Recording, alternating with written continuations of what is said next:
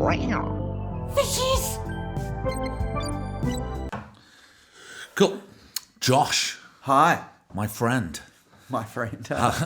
We've known each other also now for Sure. quite a while. Yeah. And we've worked together on quite a few projects over the years. I've always...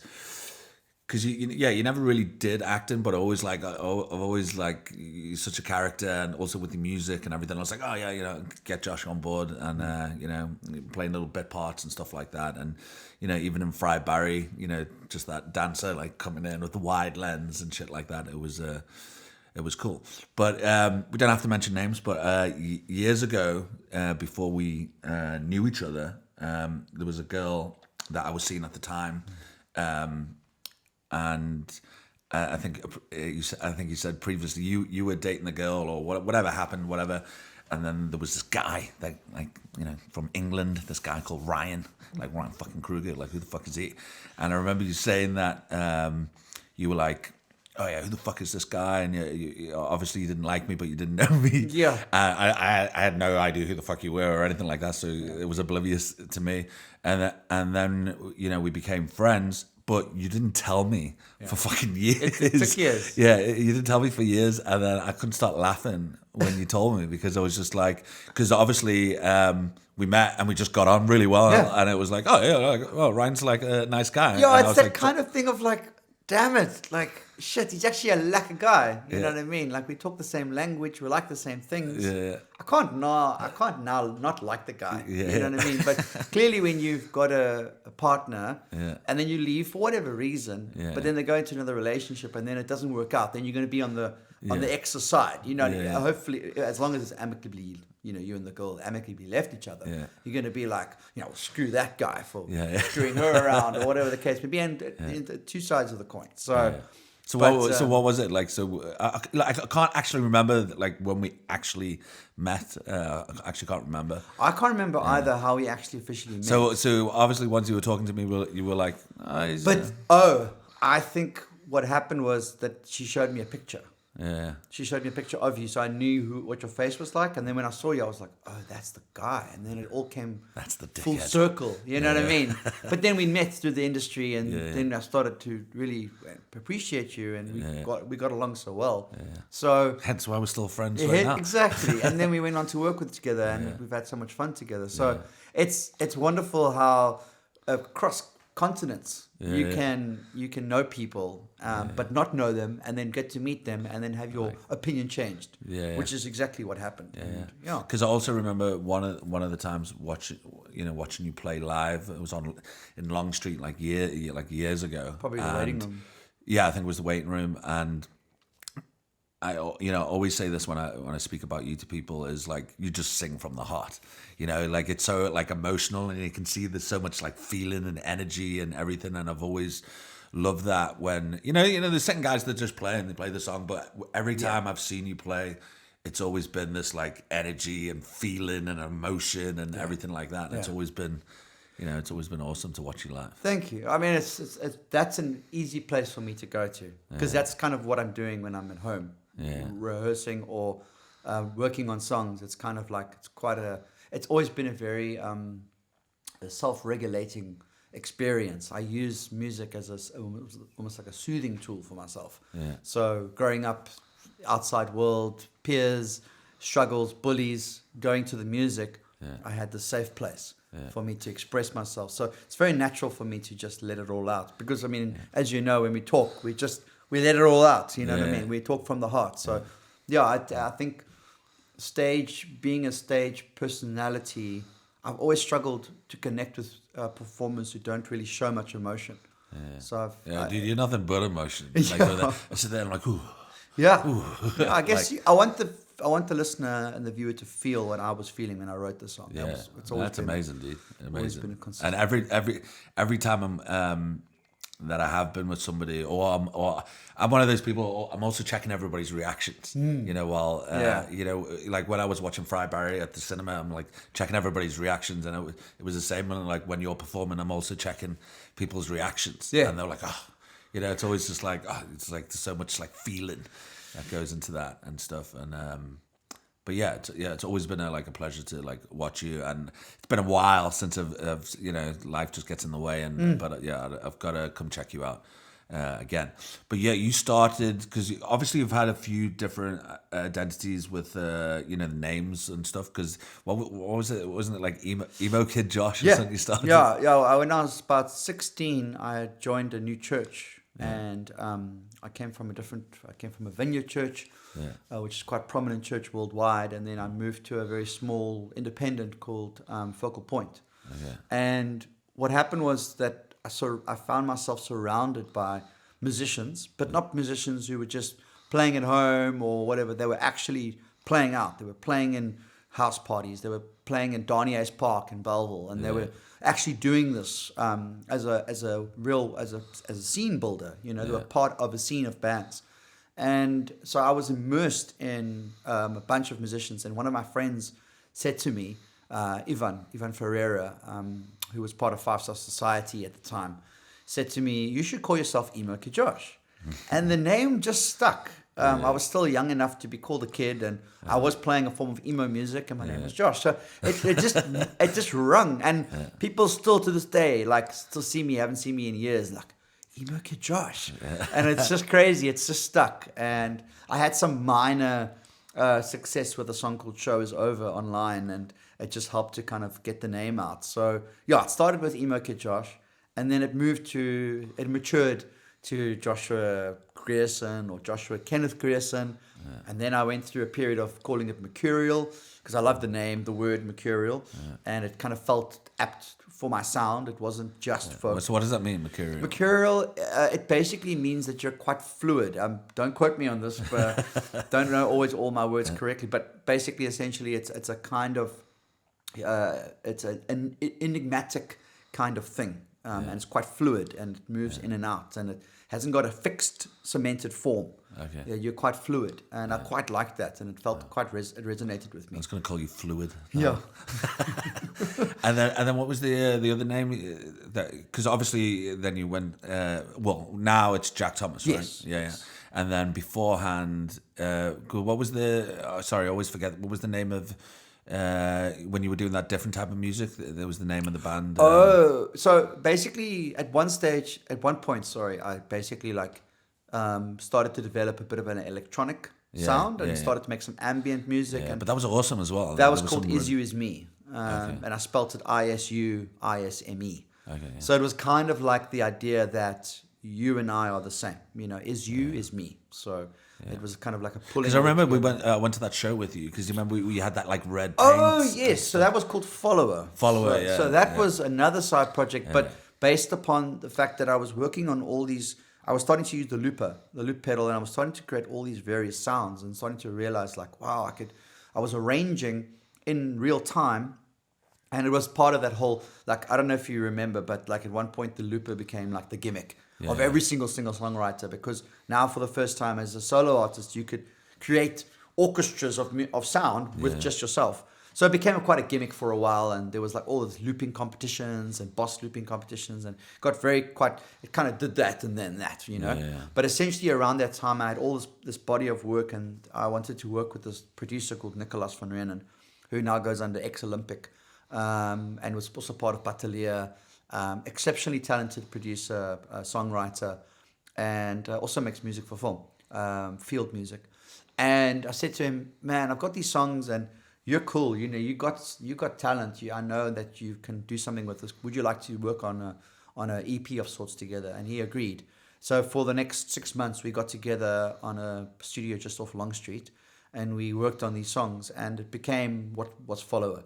And it was probably my most poppy electronic sound that I've ever done, but that I resonated with, because I went and that was really cool. I really enjoyed that. It felt really strong, and it's basically.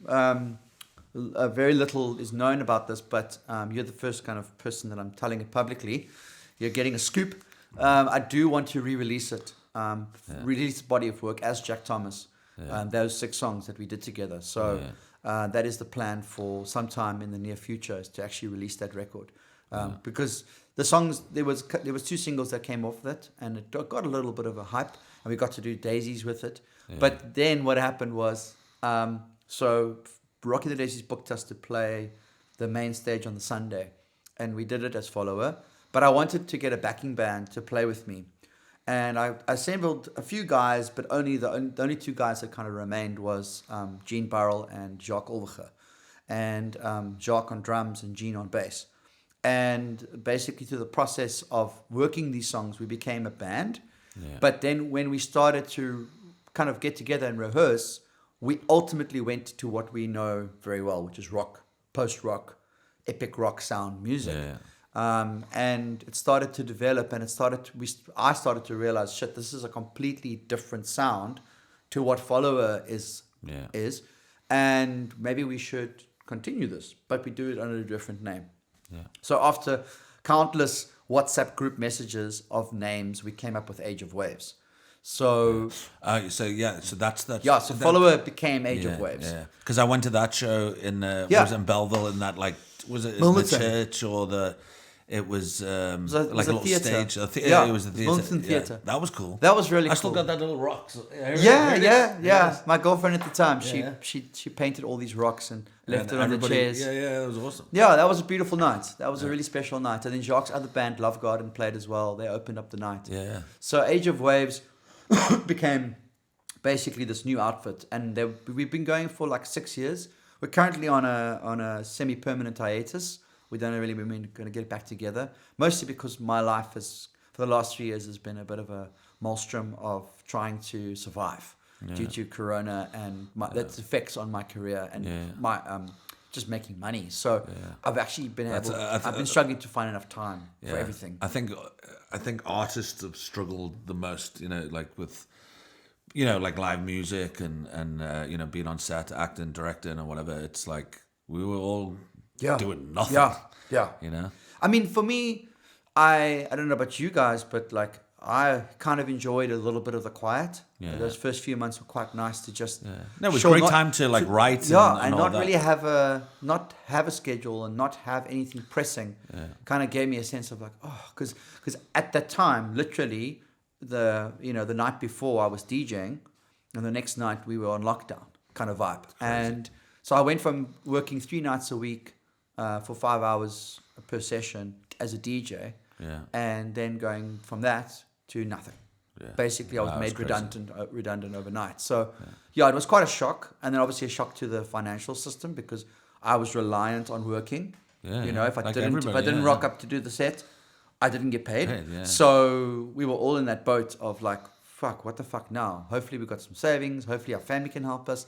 It was scrambling, but we survived it. Unfortunately we did lose some along the way. But it was a cool time to kind of just decompress and kind of take stock of where we're at. Yeah, well, we had time to do stuff. We had time to write, do art, or whatever. Like I mostly sat on Instagram and talked to people and just had great conversations. I was really doing that. I was like smoking J's. Yeah, dude, I rang people that I hadn't spoken to for like years. Yeah, and just like caught up with some people from school and stuff like that. So it was.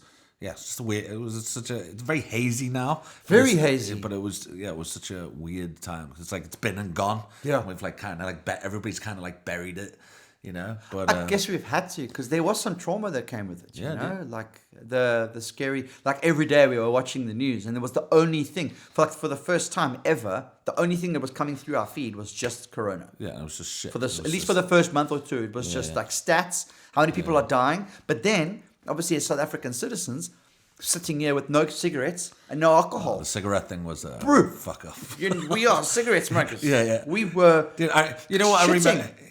I just remember speaking to one of my friends, and we're just going, "You reckon we'll get a pack of cigarettes today?" And you'd go to one place and to the other place, and they would sell like crappy named cigarettes and the cheaper ones, and we're paying like triple, if not more. And it was fucking weird. It didn't even make sense. No. Like, the whole thing, I think the whole thing was, it was just like, because people share cigarettes. And I'm like, if anything, we're going to fucking share cigarettes more than ever now. Exactly. Because they're costing so much money. Basically, we could see through their plan, and we realized that it was black market. They were basically funneling the money black market. So It was just a weird time that they were banned. I think, from what I know, I think South Africa was like the only country like banned cigarettes. I think we were one of three worldwide. One of three. So that was I mean, the booze thing, I didn't even mind. Like, it didn't bother me. That didn't bother me too much. You know what I mean? I mean, the sad reality is that some people literally died trying to make their own booze. You know, because the methanol level, it was just too high, and they didn't know what they were doing. And people literally died just so they can have some alcohol and get a bit lit. It's just a bit like, you know what I mean? Like, But thankfully, that's over, and now we can kind of get back to normal. Yeah. And this season has been incredibly busy. I don't know about your side. I mean, I spent the last year and a half basically writing, speaking to producers, speaking to investors.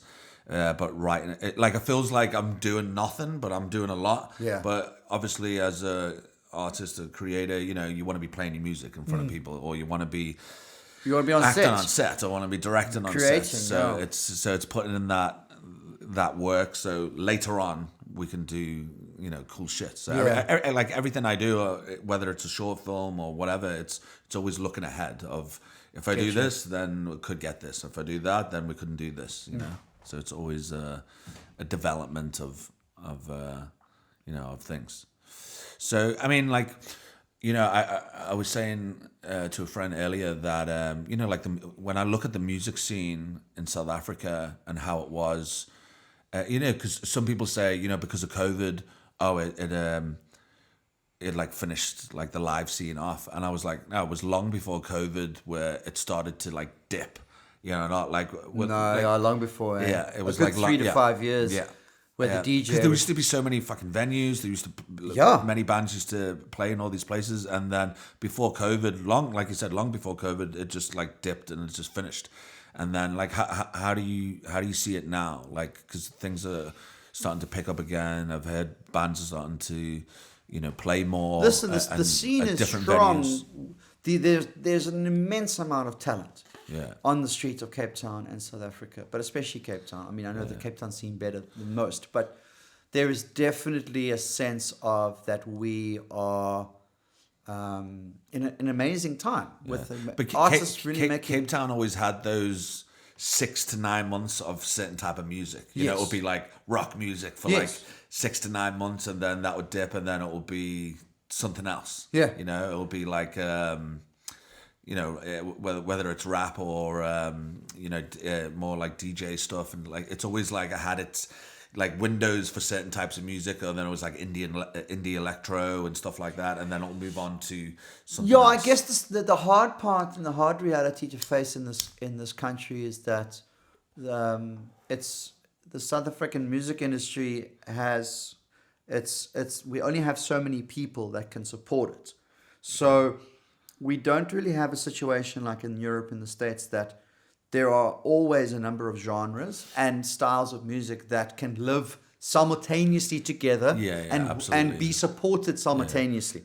So we've got these imbalances. So we'll have that the rise of rock for 3 to 6 to 9 months. Well, that's why, like in OBS, what was the rock club in OBS? Oh, Armchair Theatre? Not Armchair. Trench Town? Trench Town. And what but it also went Cool Runnings. And Gandalf's. So back then there was, and Mercury and Shaq, you had all that metal and rock. Yeah. And then once a lot of those places closed, there was just, like I was saying, like that audience-wise would disappear. And I mean, you used to do like a lot of like folk music. Yes. But I mean, it's so hard to, you know, because I mean, the metal scene doesn't even really, you know, there is, I do hear here and there they play, but for many, many years, there was fucking nothing. Yeah, because the thing is, when I was started out in the early 2000s, starting to play in clubs and bars and venues around South Africa, there was a strong metal, punk, hardcore, ska scene. Yeah. Like, there was a very strong scene. But those venues are full. Like, there was like Assembly. Turtle. Yeah, but you remember like Purple Tail Assembly? That was packed. Yeah. It was full. Across the country as well. You know, you had like Zeppelins in Pretoria that had 3 different stages, 3 different, almost like little venues in one venue. And then you had the Doors in, I think it was Joburg or Durban. Like, basically you had the scene was there. Yeah. And everyone was kind of living simultaneously alongside each other. And I don't know exactly what's been happening, but what I can tell is that we're now dealing with a generation that's growing up with a cell phone in their hand. So, and the way that music is being consumed is a lot different with the likes of Spotify and on streaming services. But people just en masse seem to your 18 to 25-year-olds en masse are DJ orientated. They're dance music orientated. So the dance music scene right now is $1 billion, if not more, industry. It's just killing it. The DJ That's is why, like, everywhere. with the early 2000s, it was all that metal, Limp Bizkit and And also, Slipknot and not to discredit DJs who are actually producers as well, but there are a lot more DJs who are just learning how to DJ from YouTube. They don't need to know how to make an instrument. They don't need to know make chords. World, man. It's a different you world can just now. be a DJ these days and just play tunes and build yourself because you know the back end.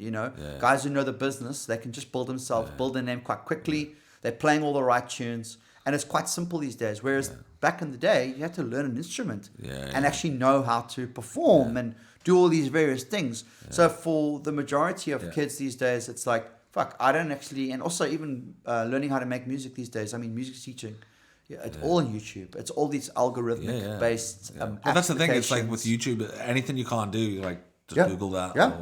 And it's amazing because all this information is totally open source. We can know how to do anything with the like of YouTube, but don't you think, like, I've also said this before, but it's same with movies, same with music, that there's more content out now, so it's easier to do than it was before.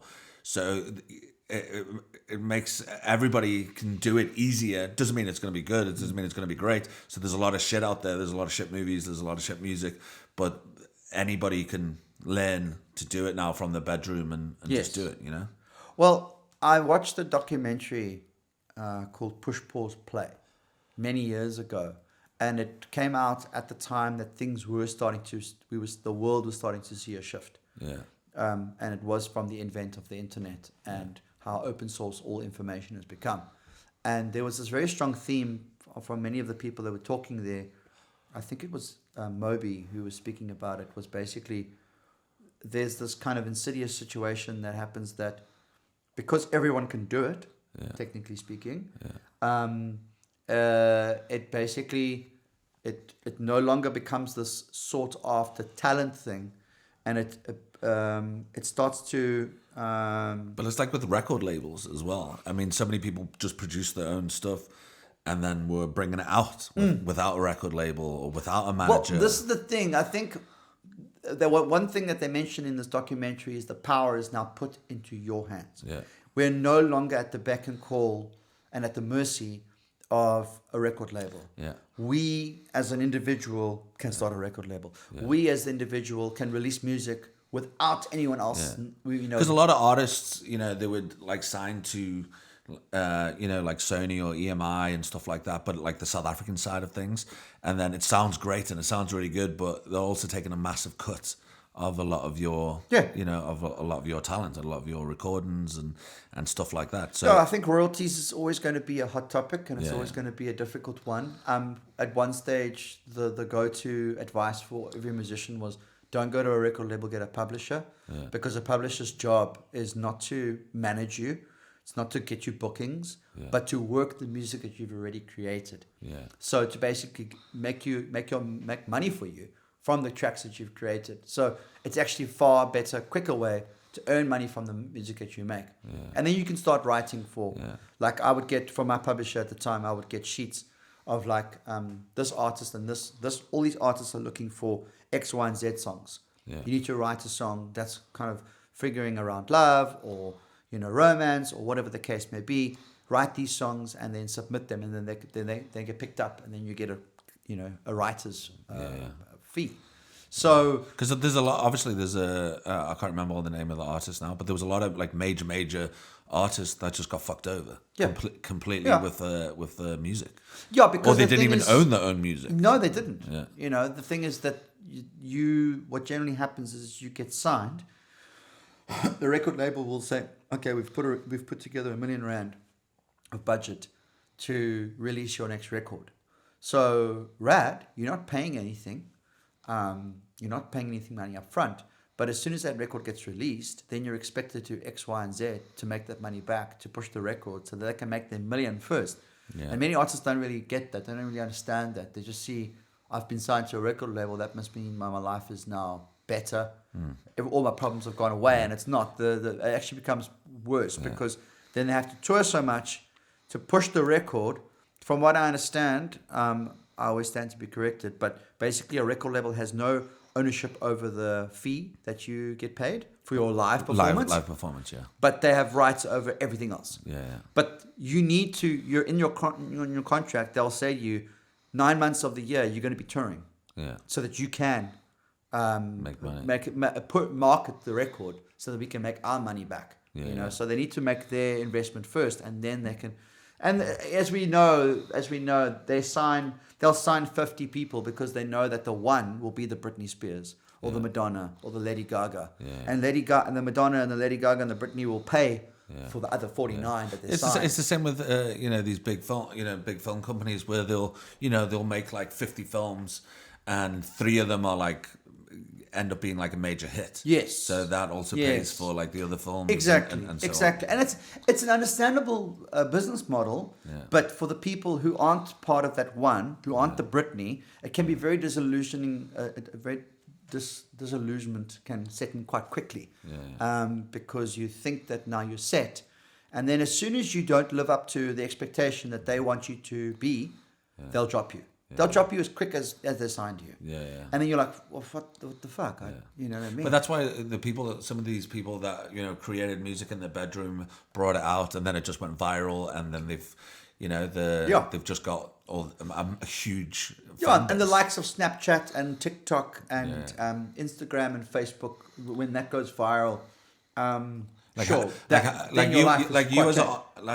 you as an artist now, how do you feel with? Do you feel pressure that you've like, I've got to do Instagram, I've got to do this, I've got to do the Facebook thing. It's an interesting one that you posed there. TikTok. I don't feel pressure in the sense to do it because I quite find it quite educational, especially TikTok. I'm a huge fan of TikTok, and not because I'm doing any of the dances, but actually because of the way that I've you do trained the algorithm doing to those push dances things, late at night. is to actually push out content that is very agreeable with me. It's comedy, stuff about neurodivergence. It's content that I'm actually quite fascinated with and interested in. But there is definitely there's a lot of pressure around, like basically you write a song, you release it as a single, and then all the various things that you need to, so you create content around that single and all of that. That can be quite pressure filled, definitely. But I don't necessarily feel like this negative pressure, like, I wish I didn't have to do Instagram. I don't mind it too much in the sense of being there, but having to do that stuff can be a little laborious, and then you might feel a little bit camera shy, or you might not feel comfortable in the day, and then there's always this pressure that you got to put out something daily. So that's pretty much why I live on stories. I share a lot of stories and create a bit of understanding about me through stories, and try and build a rapport with my viewers or my fans through telling them stories without telling my own story, maybe like sharing something that kind of relates to me, and then they can also inquire with me. But there's a lot of bullshit, and I try and not be gimmicky. I think that's the thing. All these ways to do how to generate quick interest becomes very gimmicky and inauthentic. I have and I'm not up for that. Like I've got all those social media platforms, and it's more posting just the work that I'm doing. It's like once in a blue moon. It's like my mum will come visit me, or I'm on holiday with my family, or something like that. I'll post up, and that's as personal as it gets, and the rest is just like work.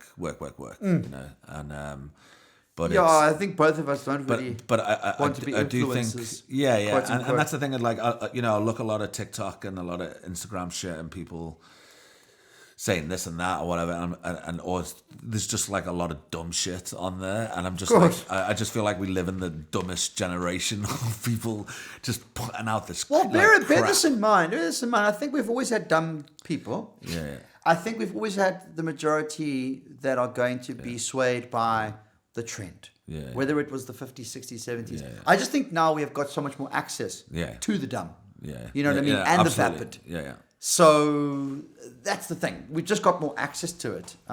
Information is being spread at an astronomical rate that you can't keep up. So you really do have to be quite strong to know when to tune in and when to tune out, because it's Well, you built, go there- that's why it's built to be addictive. Yeah. No, exactly. That's why, like, you know, I'll be sitting there and then I'll go down that Doom scrolling. Instagram fucking Yeah. hole, and I'll be like, what the fuck am I watching? Yeah. Or, shit, it's been 2 hours. Yeah. And you're just watching this crap. It's built like but that, you right? just like it's watch built it. to be that way. If you've seen the documentary around social media, and basically they speak to all the creators and the people that have worked and are working at Instagram, Facebook, TikTok. I don't know if TikTok was featured and Twitter. Yeah. These people come home and they're doing what we do. Yeah. They're addicted to this very thing that they've built. And they actually don't know. They didn't know how powerful this thing was going to be when they started creating it. Yeah. And But now they everybody's got a realize- voice. Everybody's got a voice now. Well, they do, and they rightly should have a voice. And that's also why you need to have a very discerning spirit, ability to say, this is bullshit, this is not, this resonates with me, this doesn't resonate with me. So, but if you just allow all of that information to you also become, I think if you're not a very strong individual in your own character, you become a chameleon. You become too malleable. You start bending to every single thing. You know that old saying of if you got to stand for something, otherwise you'll fall for everything. You know, so it's you got to know who you are and what you believe in when you before you embark on that journey of Instagram. And given the parents' very scary feeling around the internet and phones for kids these days, because our brains are just these wonderful little sponges that just take in everything. So I know it's a wild time to be alive, and to try and, because you and I, we come from an era when we weren't sitting on our phones. We were playing outside. We were being children in a different world, you know. So that's why I see like these little kids now with these tablets and everything, just doing all this stuff. I'm like, fuck, it's crazy. And obviously you can teach a child a lot of great things now with the capabilities of these tablets and iPads and all the various things. There's a lot of good knowledge to be found here, but you got to know when to like kind of stop yourself. A child doesn't know. He's just going to take, if there's a bowl of sweets, half an hour later the sweets are done. You know what I mean? If he doesn't, he's not going to have a parent telling him stop. He's just going to keep going. So I think within this realm that we operate in, we kind of straddle, because of our age and the things that we also love, the things that we resonate with, New York in the 50s and 60s, you know, Greenwich Village and all of those, and Berlin and all of these different things. We straddle this interesting divide between the old and the new. Whereas a kid of like 25 or 21, they only know now. They haven't got that perspective, unless their parents are raising them right. You see, what I mean? That's my biggest thing with like music or films. There's a lot of people that I know or I can see that like certain platforms for like movies and stuff, they haven't got all like the old school stuff on. You know, those classic films. You know, and they're just they don't know about it because we've got so much new content pumping out the whole time. They don't know that like that old, those old classic movies. They don't. Where I think it's such a shame that it's like, oh, you need to watch this, because I know like some people have said, oh, do you need to watch this, and because they're a lot younger than me, they just look at it and they go, yeah, that looks old. And I'm like, fucking hell, it's not even that old. You know? So and they see that as a bad thing. Yeah, they see it as a bad thing. They don't see it as a good thing. See it's like, I can't watch it. It looks too old. Like, these are the pioneers of the reason why we shoot film and make music the way we do. And the books that we read is because of the forerunners, and the pioneers of music, book, and film. And I mean, like my girlfriend, I'll show her, like, obviously I'm a big fan of my 80s, and she was like, oh, it just looks so old.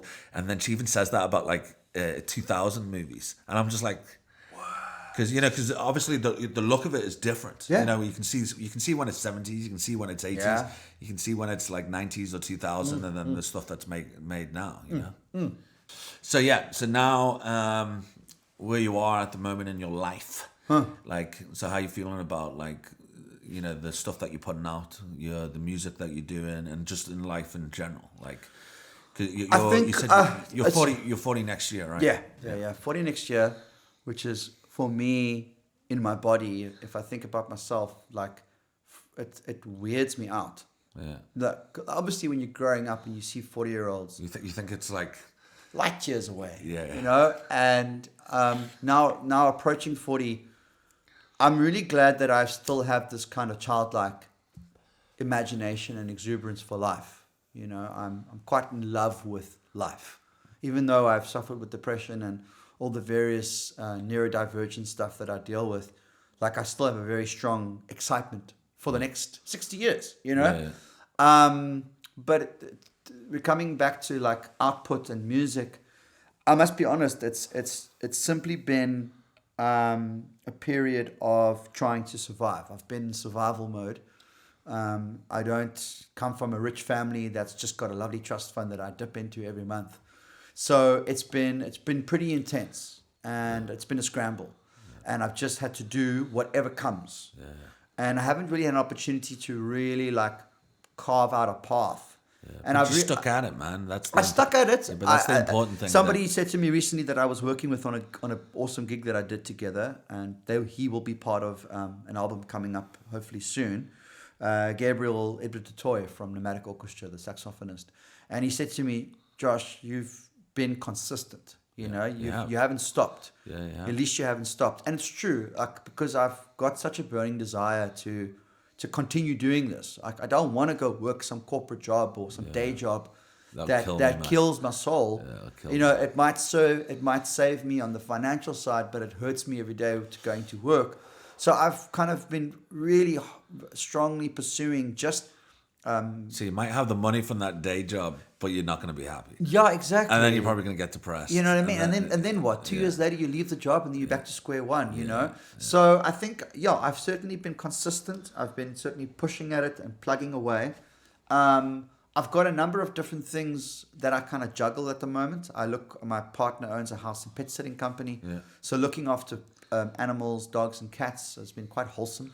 It gets me up in the morning a little earlier these days. Yeah. But also, I've had Age of Waves running concurrently. I've had Jak Tomas and the Rebellion with Nick Cornelis and Tony Marks running concurrently. I've been working with Laurie Levine, formerly Joburg-based singer-songwriter, now living in Hart Bay. And for the last 2 years, we've been working together. I've kind of helped co-produce some of her stuff, and we've toured around the country for a little bit. And then I do the wedding scene, and I do the corporate event scene as well. So I've had a lot. I've been juggling a lot, but I haven't really had an opportunity to kind of really be in a position to okay, I've got a week off. Let me work on the next body of work. So writing. But you're also doing music now for films and stuff. So that was something that I started doing before COVID. Yeah. And it was something that I was really interested in and really passionate about, and I really felt that I had an ability there, a natural ability there. Yeah. And I was very lucky through my ex-partner to be introduced to a very talented director called James Meakin, who's been creating fashion films. And then through him, I met a guy called Oliver Bamfield, another UK-based guy, UK resident, but lives in Sweden. Yeah. And together with James and Oliver, I created about 7 fashion films for them. Amazing. Namely for Elle Germany, Man About Town, and you can get so creative when you do that type of stuff. Well, this is the cool thing, is that because of their interest in directing and the kind of things that they want to direct, especially Oliver, we've created some really left stuff. Yeah. We've created stuff that I could really sink literally my teeth, not literally, but I could sink my teeth into. I could really get into the nuts and bolts of the story and create these interesting soundscapes.